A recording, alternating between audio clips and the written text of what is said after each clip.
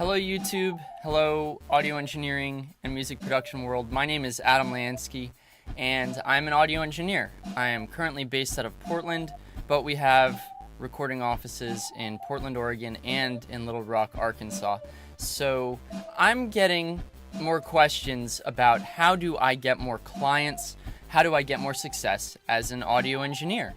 And I am so happy to talk to you about that with this seminar, talk, whatever, audio engineer advice, getting more clients and success. You can visit our website, lanskysound.com, and you can find us on Facebook, facebook.com/lanskysound. So before we get too deep into this, I want to share with you two books that I find useful in this subject. The first one is called What They Don't Teach You in Harvard Business School. Go ahead, check that out. Okay? And this is an older book, but the human relationships of business have not changed over millennia. So despite it being from 1984, this is an awesome book. And it's not all like talking about numbers or filing taxes or stuff like that. This is straight talk that they don't teach you at Harvard Business School. This is about how to handle people, knowing when to shut your mouth during a business discussion, and other great ideas. And here's another book that I like, Winning with Deception and Bluff.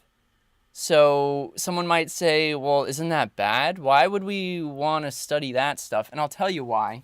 Because there are people in this world, in the music world, in the real world, everyday life, that will use deception and will use bluff to try and get something out of you. Maybe you want to give it to them, maybe you don't. But either way, this book talks about statistics, masquerading as an executive. It talks about basically how to take a situation and information being factual or not and spin it to your benefit. So whether or not you use what's in this book, it's on you. But I think it's an excellent volume for identifying when people are bluffing you. And so it's a tool, okay? Both of these books are tools to have in your kit. So getting more clients and success. I've got dollar signs for success, and I've got a heart here. Money can't buy you love, but it certainly greases the wheel. How do you define success? What is your version of success? This is one of the first things you need to be really honest and clear about with yourself and anybody that you're a business partner with. What are our goals and how are we going to achieve them? Where are we going? How are we getting there? Do you just want to be loved? Then maybe money isn't something you're interested in. Maybe you just want to help people make great music. You know, maybe you've got another job and audio engineering is just something you do as a hobby. That's okay too. Life is 90% what you make of events and 10% the actual events. 10% what happens to you and 90% what you make of it. Attitude is everything, okay? So let's go ahead and wipe this clean. Okay, so let's talk about lenses. I really like the idea of lenses. And what do I mean by that exactly? In this particular context, what I'm talking about is your attitude, your business attitude, the lens through which you view your business, its objectives, and your signal flow to success, okay? How are you looking at your business? And what is your decision-making criteria for things that you're investing in? Are you spending money or are you investing money? Why are you talking to person A, B, or C or advertising at website D? The set of decisions and the criteria by which you move forward as a business, okay? I want to share with you my lens through which I focus my business, okay? And this is only my opinion. What works for me might work for you, it might not. I'm just sharing with you my experience, okay? You're going to spend your whole life sifting through fact opinion. Here's my opinion. For me, there are four main points to running a successful business. And this, I think, goes really for any business. These are 4 very important things to keep in mind as you are building your business. Again, this is the lens. These 4 points create the single lens through which I view my business operation as an audio engineer. Number 1, clean image of professional authority. Number 2, highly personalized customer service. Number 3 is networking. And number 4 is a quality product. Down here, I don't know if you can see this drawing, but it's quite terrible. And it's a picture of a table, a 4-legged table with food sitting on it. Because at the end of the day, I'm assuming you're watching this because you would like greater income, you would like more clients as an audio engineer, and so the goal is to put food on the table, okay? Something that I initially had to come over, a personal struggle, was asking people for money or charging money, or how much do I charge as an engineer? And this number is going to depend on several factors, including your experience, your education, and the equipment that you own. Those also get factored in with your degree of customer service, how good your product is at the end, and what other kind of opportunities you can lead people to. This is all factored in. There's no single answer, okay? To me, these 4 points make up the 4 legs of the table upon which the food magically comes out of, okay? So you have to be able to ask for money, and you have to set your price somewhere that's just high enough that you feel compensated and your clients are able to pay for it. This is not to say that you should not do work for barter or at a reduced rate, and this is something we'll come to later. There's a time and a place for everything. I think flexibility is very important. So, point number 1, clean image of professional authority. What this means to me is on my websites, on any content that I print or create, I do not have anything in there that even suggests that I'm a novice, or that I might not be sure of what I'm doing, or, personal stuff. I don't talk about my dog or my cat on my website. Maybe you want to. Maybe you want to make your dog part of your business and he's part of your image. That's cool. To me, my dog doesn't know anything about microphones, and so I don't include him on these things. I don't include my personal business. I try to keep everything about selling points. For example, if I'm creating a list on my website about what equipment do I have, I'll talk about the microphones, I'll talk about the program I'm using, and I'll talk about some of my outboard gear. But beyond that, I don't talk about the infrastructure stuff. I don't tell people what kind of computer I have. It doesn't matter. As long as I end up with a quality product, they don't care. Nobody cares. I don't talk about my monitor. I don't talk about the kind of cables I have. If you're using all of a specific brand that you really stand by, and to you that's a selling point of your quality product, then perhaps you should mention it. I try to stick to things that are going to keep people convinced that I am an audio engineering professional. This is not a hobby. This is what I do on the same caliber, the same professional level that someone does as a musician. Okay, the way I dress, I vary from client to client. I used to dislike wearing suits. I never owned a suit until I was 28 or 29. I didn't want it. But I started working with a particular client base that, when they saw me in a suit, was a hallmark of credibility and professionalism. So I always wear the suit when I'm recording that particular genre of music. Sometimes it's jazz, sometimes it's classical. It really just depends on what's going on. Sometimes it's not appropriate for those instances either. And likewise, if I'm going to record hip-hop, I'm probably not going to wear this suit. I might wear something more colorful, a little flamboyant. I don't know. A hat. I change what I'm doing and wearing to my client so that they are comfortable, and what they end up perceiving is close to their expectations of what they should perceive. Another part about this is having nice materials printed up. So here's a woman singing in a microphone. This is the first thing people see when they look at this catalog. Women want to be her, and men probably want her. It's good paper. it's well printed. I've had more guys ask, do I work with this woman? Maybe I do, maybe I don't. Do I own that microphone? Maybe I do, maybe I don't. But people see this, and to them, this says, okay, wow, this guy has a particular product, and he's a credible source. So you want to have stuff like this. You want to have business cards. Some people think that business cards are passé. I disagree. I have different business cards depending on the genre of music I'm recording. Because, again, no orchestral performer wants to see a picture of an electric guitar on the business card. They need to see that violin, and they need to see the word orchestral. Likewise, no indie rock guy wants to work with someone who's got the violin and orchestral on the card. Flexibility. Moving on. Highly personalized customer service. I don't deal with every client the same, ever. Some people say, well, we need to treat everybody equally, but equal is not equitable. Those are two different things, and this is not an economics or social justice class, so look that up yourself. Equality versus equity. Two different things, though related. Every single person that I talk to, I handle how they want to be handled. It's very important to be able to feel people out and understand where they're coming from, where are they going, what are their goals, and how am I, as an engineer, going to help them achieve those goals? Do I hold the keys to a particular door they want to walk through?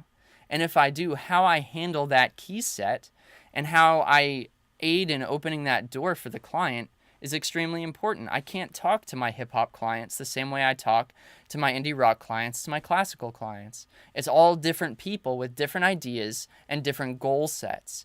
It's also important that when someone's in the vocal booth, I understand what are their limitations as a performer and where do they need to be pushed harder. People want their best work to come through, so knowing when and how to push them is very important. There is no single answer for that either. There's no algorithm or plugin you can use on that. This is real human-to-human interaction, and your business depends on it.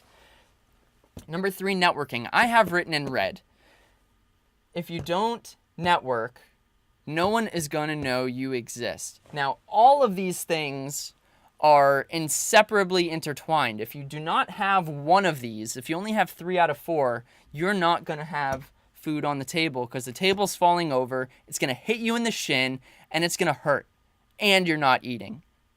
Okay? But networking is crucial. What is networking? To me, networking is engaging people either one-on-one or engaging a group to talk about music and production and what they do and what I do. Only at the very end does the conversation for me come down to a sale, what I'll call a sale.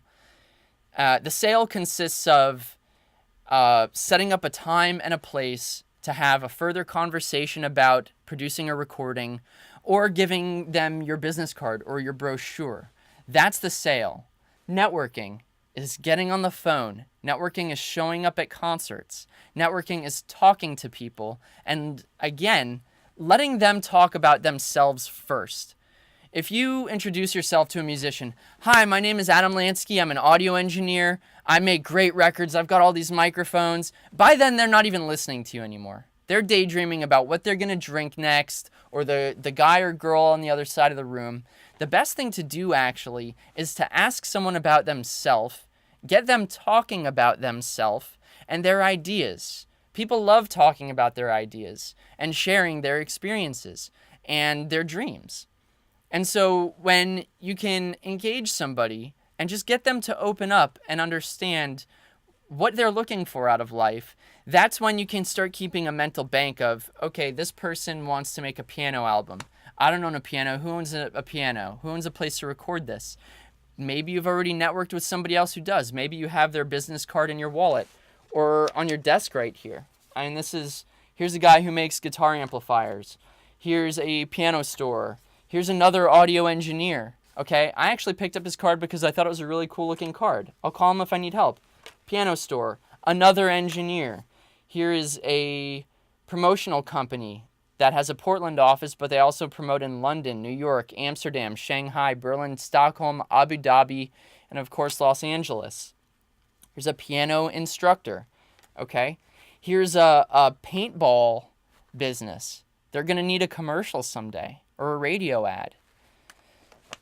So how do you network?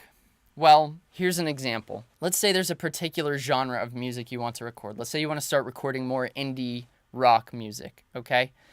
There's a couple things you can do. You can look for shows that are going on in your area and find the bands online, hear what recordings they do or don't have, or look at their description. Find a friend and go with a friend.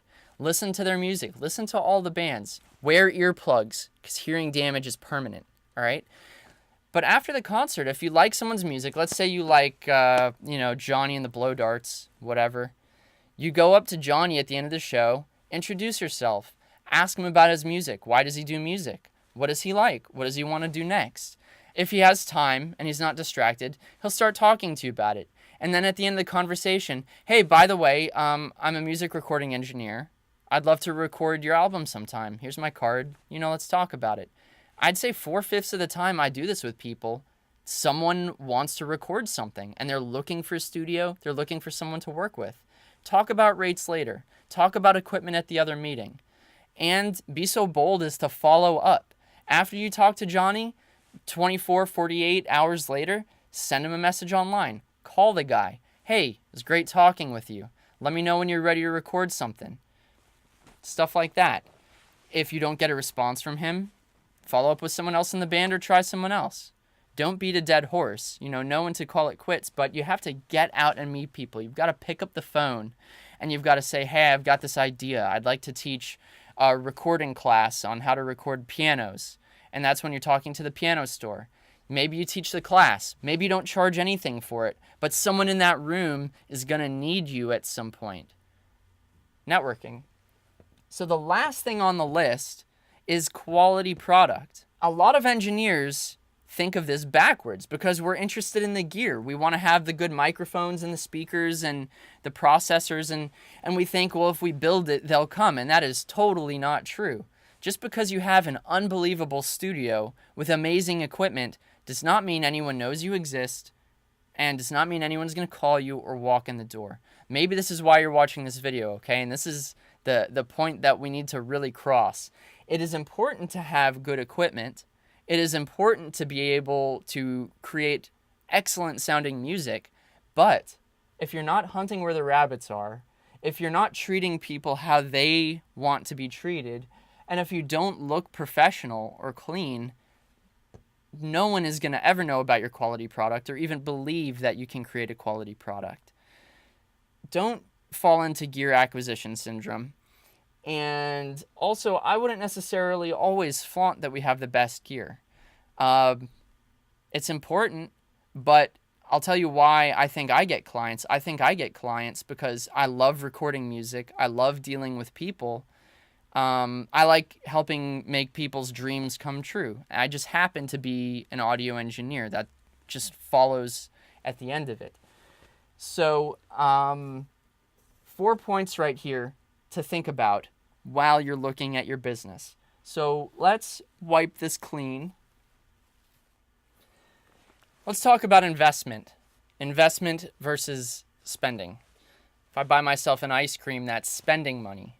That ice cream is probably not going to lead to any business opportunity down the road. If I purchase business cards, for example, that might be more of an investment because that could be something that leads to a business opportunity down the road. If I purchase equipment, that could be either. Most of the time it is an investment because that's something that's going to help you turn a product out. So what do we invest in, and what are ways of investing? You can invest 3 things, in my opinion. You can invest money and material into something. You can invest time. You can invest effort. If you don't have time, then sometimes you use money. If you don't have money, you're going to have to use effort. Okay? If you have all 3 of these things, then you're in a pretty good position. more often than not, I find myself investing time and effort because I don't have all the money that I want. I don't know many people that do. And even still, just because you have all the money doesn't mean that you don't have to put in effort. You can throw out advertising all you want, but if people are not familiar with you as a person, as an engineer, then they might be surprised when they come meet you. They might not be interested in working with you because you're not meeting them face to face. What do I invest in? What do I invest my time, money, and effort in? Not a lot of equipment. I have the stuff that I need to run my operation. Less and less I find myself purchasing equipment, and more I find myself trying to get out and meet people. It doesn't matter how nice your facility is if you don't have anybody in there. That's what this whole conversation is about. So I invest in people. I invest time and effort in meeting people. Sometimes I'll invest money too. You'd be surprised how buying someone a drink for $6 or $8 can get them hooked on you because of your generosity, because of your friendliness. So that's a social investment right there. Some people call that idiosyncratic points or brownie points. What are some good investments to make? I think that investing in materials to leave behind and let people know about your business is a good thing. I think investing the time in meeting people, again, is an infinitely good thing. And I think also investing these resources in giving a product for free sometimes can be a good thing. So we asked a question before, or we briefly crossed on a subject. What do we charge? Do we always charge? Is it good to do stuff for free sometimes?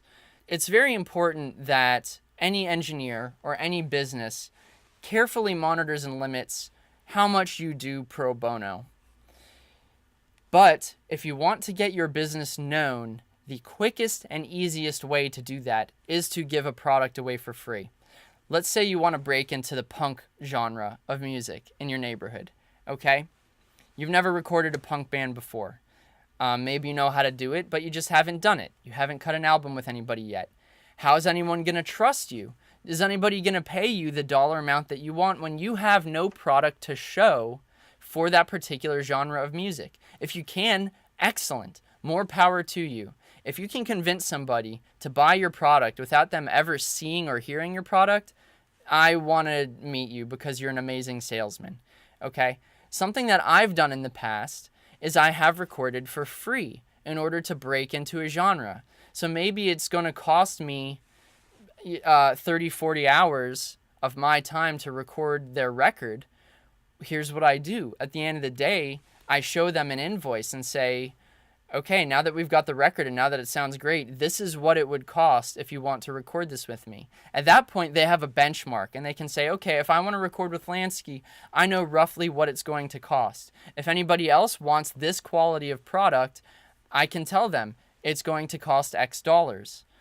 And so it ends up to me being a good investment to actually do work for free. Some people say never work for free. If you don't want to do it, fine, then don't. Again, we're just talking about how to get more clients to you and how to get your name out. In this particular case of working in the punk band, I think it's worth the investment you're paying in time to get your name out there and get your name on something that sounds great. Once it's done, no one can take that from you. Another thing to invest in people is knowledge. Some engineers don't ever talk about what they do or how they do it. They don't talk about their microphone placement or their compression ratios or attack settings or their EQ settings, what you could potentially consider trade secrets. If you're interested to know what is a trade secret, go ahead, look that up online, but it has to do with how you create the unique product that people come to you for. That's a trade secret. I like talking about these things. I love explaining how I compress or EQ and why. And the reason for this is because although I might be making that knowledge accessible to anybody in the world to use, first of all, just because you give someone a tool, and knowledge is just a tool, that doesn't mean they're going to use it in the same way, and that doesn't mean that they're you. Because you're a unique individual, you always have something unique that's different and potentially more desirable. by a client. But anyways, I'll talk about this stuff because it feeds back into point number 1, which is a clean image of professional authority. By explaining what I do and how I do it, people can trust in me as an engineer. They can say, oh, well, okay, Lansky knows how to do this. Maybe I'll hire him for instruction someday. Maybe I'd like him to come teach a group of my friends how to record. Maybe I'll have him come record my band, etc., etc. And more often than not, to me, giving away information ends up turning into some other things. Invest in your equipment, invest in your education, and invest in your promotions and networking. Don't buy junk. Invest in your business. Let's talk about a success story that I had. I guess what I would call a personal success story. The University of Central Arkansas. I was living in Little Rock, Arkansas at the time, and we wanted to expand our business to start having some bigger clients. And they have an awesome music department, so we figure, okay, they're going to need some recordings, or maybe they're already doing it. I don't know. Let's find out. So we didn't really know anybody that worked at UCA. We had maybe a couple friends in the community that could have kind of led us there. But all in all, there was no direct connection. So what do we do? How do we get in this door? It's a big, intimidating door. We called them. We called the music department, and we called the music director, the director of the department, and just sort of said hi, just sort of introduced ourselves on the phone and let them know, okay, we have this service, it's available. If you're interested, we do professional recordings, we'll come out and record concerts, stuff like that. And the guy says, well, we already have students that do recording. We've got some microphones mounted up in the auditorium. But I'll keep your name and number here. Click. Okay. So I guess dude thought that was the end of the story, but it wasn't. That wasn't the answer we wanted. We sit back and think about it, and it's like, well, let's take this guy to lunch and just find out what he's doing, what he's more into. So I show up in person one day. No invitation. I showed up in person, and I brought one of my brochures. I said, if the dean of the music department's available, I'd like to just have a minute of his time. I get in the guy's office because he had a moment. I got lucky, I guess. And I said, I'd like to take you to lunch and just talk about the department and find out what you guys are doing and if there's anywhere that we can cross over. How can we collaborate to improve the educational learning experience? So it's a twofold conversation off the bat. I'm genuinely interested in helping them and improving their experience, but that's what the guy needs to hear. He doesn't care about me and my business and giving me money. He wants to know what's going to be in it for him. So we set a lunch appointment. We find out all about the department. We find out that they actually need a little guidance on using their recording system. They haven't had someone come in and instruct on that in a while. So let's fast forward a little bit. And I give a free seminar, is what I decide. I want to just step up and give a free recording class to any student in the music department who's interested. So the dean sets it up. He reserves me a classroom one day, and I taught a 2.5 hour lesson on recording. The students really liked it. And so I got hired on to then later instruct a class on how to use their system. I taught their music recordist students, because they don't have a recording department there, how to use their system. And then this further led to recording those students at a later time for which I was compensated. And then that led to recording other faculty at a later time for which I was compensated. And as a consequence, there are a number of instructors there that when they need recording, I'm the person they call, because despite having the facilities in their school, they've got quality equipment, okay, they contact me because of how I handle them and how I deal with them and my attention to detail. So to me, this is a success story of having a professional image because I showed up as a professional, speaking clearly. I wore my suit. I treated them how they wanted to be treated. I was doing networking. And at the end of the day, I follow all that up with a quality product. So let's talk about just one more case here. The Hot Springs Music Festival, Royer Labs, Mojave Audio, Shure, and Electro Voice. There is an annual concert in Hot Springs, Arkansas, called the Hot Springs Music Festival.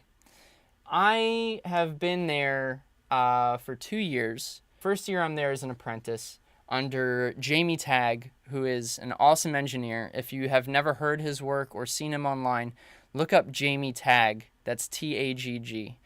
When I was there the first year, Jamie had networked with Shure to get a lot of microphones from them. He got some really good stuff. He's a Grammy-nominated recording engineer, and so he's the kind of guy they wanted to work with. They loaned him some microphones for us to use as an educational experience, and in exchange, as students, we wrote blurbs, a little experience write-up about what it was like working with the microphones, what it was like working with Jamie in the environment. And this is all good stuff. This is good for everybody. So the next year comes, and Jamie isn't going to be able to make it as an instructor. In fact, the program wasn't going to have an audio engineering instructor or students at all, which is kind of sad because I would have gone again. So anyways, they call me on the phone though, and they say, hey, Lansky, what would you charge to record us? They had a series of concerts that they were interested in having recorded. I was really excited to do this. We ended up negotiating a price on it. That's not important here. What's really important to me is what came out of it. So thinking back on what Jamie had done, where he was able to get a sponsor to let him use microphones, I thought that was absolutely brilliant. So I started thinking, well, how can I do this too? And I'm just a small guy at the time. My wife and I are running our business out of our house. I did the only thing I know how to do, and that's contact everybody. So I got my catalogs, my Musician's Friend, my Guitar Center, my B&H photo video, my Sweetwater catalogs, and I went through and I wrote an email or telephoned every single microphone manufacturer I possibly wanted to work with. I wrote close to 40 emails and made probably just about as many phone calls, left messages, followed back later, and this is going on over the course of weeks, a couple of months.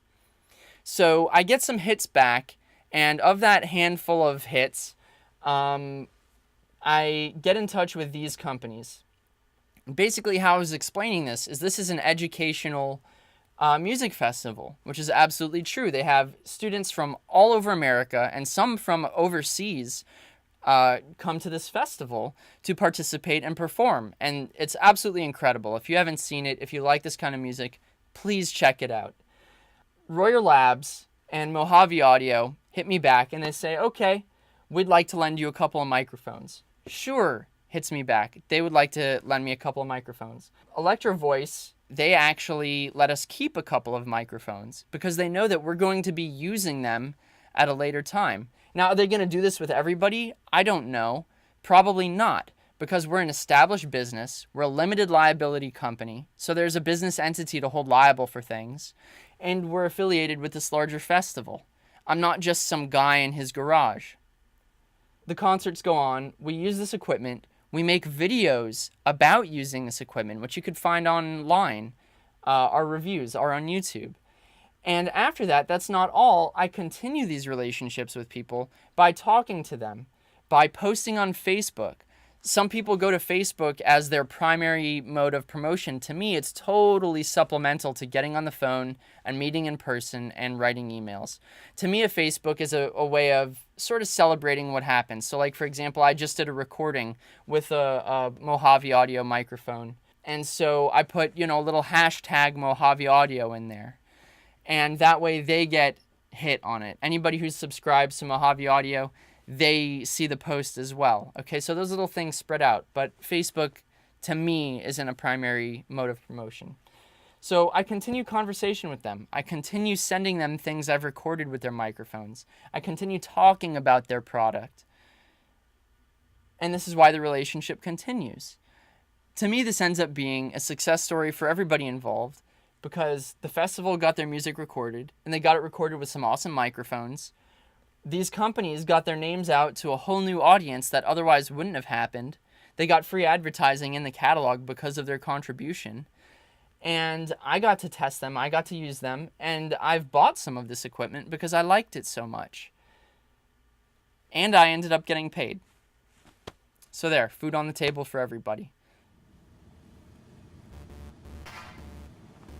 I hope you've enjoyed listening to these ideas on how to get more clients and success and expand your business. Take some time and think about the lens through which you're viewing your business and how you're getting people interested in what you do as a professional. If you have any questions, please post them on this YouTube page. Email me anytime, info@lanskysound.com.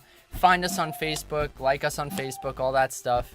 I'm happy to make more videos about other subjects that you're interested in. And stay tuned. Thank you so much for watching. Peace, love, happiness, and best of luck to you in the engineering world.